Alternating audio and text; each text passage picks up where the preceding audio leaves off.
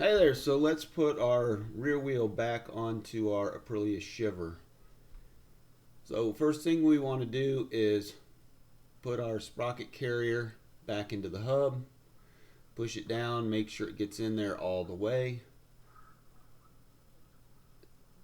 Believe it or not, this wheel, putting the wheel back into the swing arm is probably one of the harder wheels that I've done.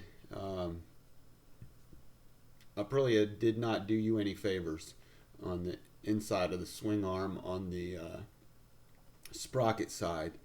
So good luck with that. I had to fight with it a little bit.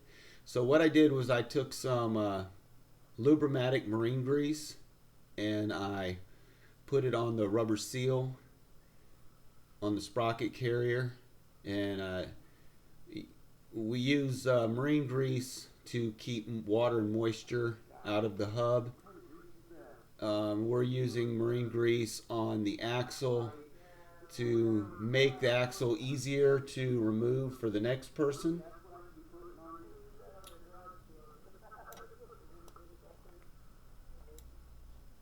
So remember that your wheel doesn't turn on the axle, the wheel turns on the bearings. The axle just holds the wheel into place. So just putting a good grease to keep the moisture and water out of your wheel, that's the goal. So again, I put grease on the seal on the brake rotor side, the right side of the wheel.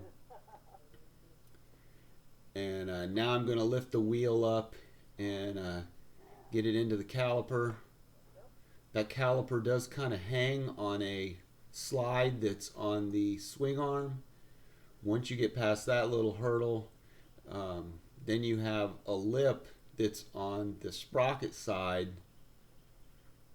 that kind of, on most motorcycles, the sprocket spacer will slide right into the swing arm, but there's a little lip, like a little beveled lip, that keeps your keeps that little sprocket spacer from sliding into the swing arm.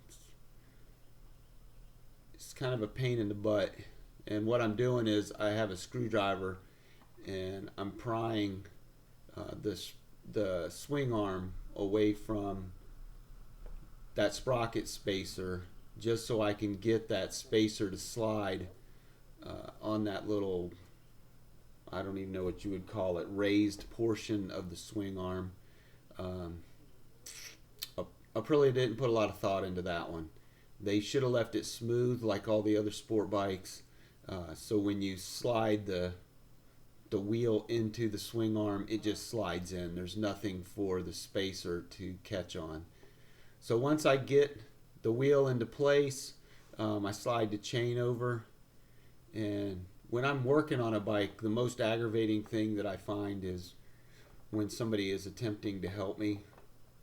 This time it's the owner of the bike. You see his hands are in the way. Nothing good can come out of an extra set of hands being in the way while you're working on a bike. So keep that in mind if you're working with somebody and they know what they're doing, and you think that you want to help. It's better if you don't help. Just stand back and watch. But anyway, we got everything lined up. Now we're just going to slide the axle through the wheel and through the carrier for the caliper. And I always laugh when I'm watching some of these videos, and the owner's trying to help me with their bike, put their bike back together. It's pretty funny to me. So I'm having a lot of issues here, and this is mainly my fault that the axle's not going through.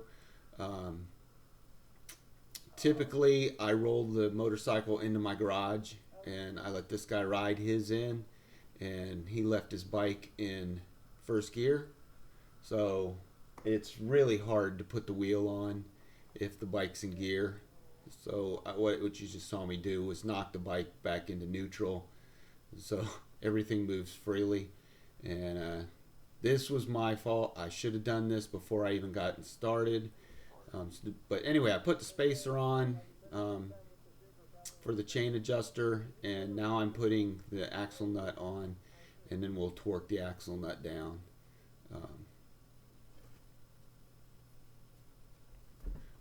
The best is when I'm changing a tire.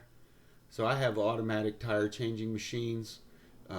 There's really no human intervention. Once you get the bead of the tire on the duckbill of the machine dismounts the tire all by itself, and I'll get people who will jump in there and they'll try to help the machine remove the tire, and I have to yell at them to get their fingers away from the tire machine. And so yeah, I get to see a lot. I can only imagine what a motorcycle shop, this would be the main reason why motorcycle shops don't allow the owner into the work area, because too many owners think that they know more than the mechanic does. But I just laugh. Anyway, we're torquing down the axle nut. Your torque specs are in your owner's manual. I don't give you torque specs. You can Google those on the interwebs if you really need the torque specs. But it's a pretty easy job. And then once you're all done, go ahead and spin that back wheel. Make sure it spins freely, and pump your rear brake. You always want to pump the front and rear brakes before you take the bike off the stands. That way the bike's ready to go and safe for the rider. Thanks for watching.